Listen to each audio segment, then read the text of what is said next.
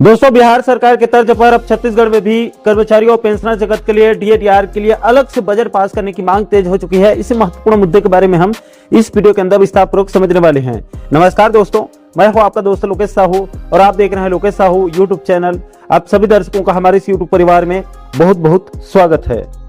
दोस्तों, जैसे कि आप सभी दर्शकों को पता होगा कि छत्तीसगढ़ में पूर्व की भूपेश बघेल सरकार के कार्यकाल में यानी कि सन 2018-19 से राज्य के कर्मचारियों को कभी भी समय पर डीएडीआर का भुगतान नहीं किया जा रहा है। हर बार 8-9 महीने के एरियस राशि को दबाकर भुगतान किया जा रहा था और अभी भी सरकार बदलने के बाद भी वर्तमान की शायद सरकार भी उसी ढर्रे पर चलते हुए बिना एरियस के डीएडीआर का भुगतान कर रही है, जिससे राज्य के कर्मचारियों और पेंशनर्स को लगातार भारी आर्थिक नुकसान हो रहा है। दोस्तों, इसी बीच छत्तीसगढ़ कर्मचारी अधिकारी फेडरेशन के प्रांतीय संयोजक कमल वर्मा जी ने एक महत्वपूर्ण जानकारी साझा करते हुए उन्होंने बताया कि बिहार सरकार के तरफ से बिहार के कर्मचारियों और पेंशनर्स को एरियस सहित डीएडीआर का भुगतान किया जाता है। इस बार भी बीते महीने 6 अक्टूबर 2025 को बिहार सरकार के वित्त विभाग ने एक आदेश जारी करके बिहार के कर्मचारियों और पेंशनर्स के लिए केंद्र के समान देय तिथि से एरियस सहित 58% डीएडीआर को अपनी मंजूरी दे दी है। बाकायदा वित्त विभाग से उसका आदेश भी जारी हो गया है, जिसको आप अपने मोबाइल स्क्रीन पर भी देख रहे होंगे। दोस्तों, आप लोगों की जानकारी के लिए भी बता दूं कि राजस्थान हो या फिर बिहार सरकार हो, ये राज्य सरकारें अपने अपने राज्य के कर्मचारियों और पेंशनर्स को लगातार केंद्र के समान ही एरियस सहित डीएडीआर का भुगतान करती है। दोस्तों, इसके लिए इन राज्यों में बाकायदा राज्य सरकार अपने वार्षिक बजट में कर्मचारियों और पेंशनर्स के वेतन भत्ते का अलग से प्रावधान करती है। इसलिए जब भी केंद्र सरकार से डीए वृद्धि आदेश जारी होती है तो इन राज्यों में भी केंद्र के समान देय तिथि से डीएडीआर आदेश जारी हो जाता है, बाकायदा एरियस के साथ। दोस्तों, इसी परंपरा को आगे बढ़ाते हुए बिहार सरकार ने अपने अगले वार्षिक बजट यानी कि बजट 2026-27 में बिहार के कर्मचारियों और पेंशनर्स के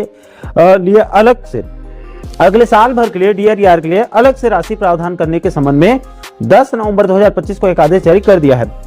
दोस्तों, इस आदेश में बिहार वित्त विभाग ने बिहार सरकार के सभी विभागों के अपर मुख्य सचिव, प्रधान सचिव और सभी विभागों के प्रमुखों को निर्देश देते हुए बिहार वित्तीय वर्ष 2026-27 में स्थापना व्यय और प्रतिबद्ध व्यय मद के अंतर्गत पुनरीक्षित बजट तैयार करने के निर्देश दे दिए गए हैं और सभी विभागों से जानकारी मांगी गई है। इसका मतलब साफ है कि अगले साल भी यानी कि 2026-27 में फिर से बिहार के कर्मचारियों और पेंशनर्स को बकायदा केंद्र के समान डीएडीआर का भुगतान किया जाएगा। दोस्तों, बिल्कुल इसी तर्ज पर अब छत्तीसगढ़ में भी मांग तेज हो चुकी है। इसको लेकर छत्तीसगढ़ कर्मचारी अधिकारी फेडरेशन के प्रांतीय संयोजक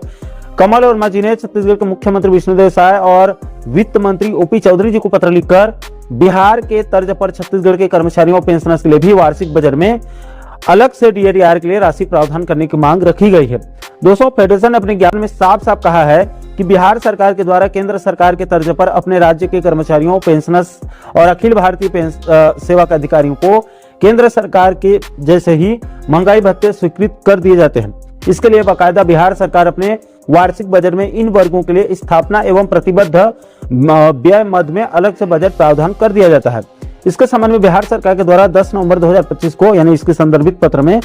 पत्र जारी करके वित्तीय वर्ष 2026-27 के लिए सभी विभागों को बजट तैयार कर वित्त विभाग को जानकारी उपलब्ध कराने के निर्देश दिए गए हैं।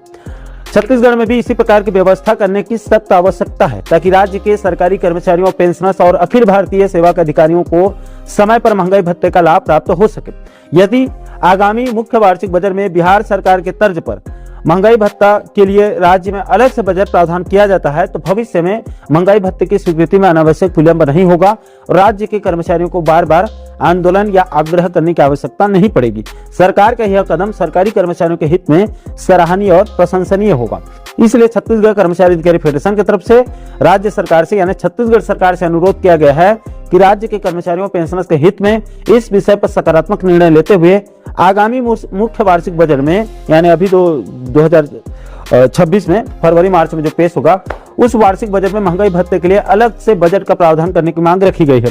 दोस्तों, यहाँ पर आपकी जानकारी के लिए भी बता दूं कि छत्तीसगढ़ सरकार की तरफ से प्रति वर्ष फरवरी मार्च में जो मुख्य वार्षिक बजट पेश किया जाता है, जिसको वित्त मंत्री सदन में पढ़ते हैं, उसमें अगले साल भर के लिए राज्य के सभी विधायक, मंत्रियों और कर्मचारियों और पेंशनर्स के वेतन भत्ते और पेंशन का पूरा प्रावधान कर दिया जाता है। लेकिन दोस्तों, इसमें दिक्कत यह होता है कि इसमें बिहार के तर्ज पर अलग से डीएडीआर का प्रावधान नहीं किया जाता है, बल्कि वेतन भत्ते और पेंशन निधि से भुगतान किया जाता है। इसलिए छत्तीसगढ़ सरकार मनमाने तरीके से डीएडीआर के एरियस राशि को दबा कर देती है। इसलिए बिहार या अन्य राज्य के तर्ज पर छत्तीसगढ़ में भी वार्षिक बजट में अलग से डीएडीआर के लिए राशि प्रावधान किया जाए, ताकि छत्तीसगढ़ के कर्मचारियों पेंशनर्स को भी हर बार केंद्र के समान एरिया सहित डीएडीआर का लाभ मिल सके और बार बार आंदोलन करने की जरूरत न पड़े। बाकी दोस्तों, इस महत्वपूर्ण मुद्दे को लेकर आप लोगों की क्या राय है? क्या राजस्थान या बिहार की तर्ज पर छत्तीसगढ़ के अंदर भी मुख्य बजट में डीएडीआर के लिए अलग से राशि का प्रावधान होना चाहिए, ताकि यहाँ पर भी हमेशा केंद्र के समान एरिया सहित डीएडीआर का लाभ प्राप्त हो सके? इस महत्वपूर्ण मुद्दे को लेकर आप लोगों की क्या राय है? नीचे आप लोग कमेंट बॉक्स में अपनी प्रतिक्रिया जो है वो जरूर शेयर कीजिएगा। और दोस्तों, आप आगे भी कर्मचारियों पेंशनर जगत से जुड़ी इस प्रकार के महत्वपूर्ण मुद्दों पर आप आगे वीडियो देखना चाहते हैं तो आप हमारे चैनल को जरूर सब्सक्राइब कर लीजिएगा, ताकि आने वाले सभी नए वीडियो का नोटिफिकेशन जो है वो आप लोगों तक तुरंत पहुंच सके। दोस्तों, इस वीडियो में फिलहाल अभी के लिए इतना ही। इस वीडियो को अंत तक देखने के लिए आप सभी दर्शकों का बहुत बहुत धन्यवाद।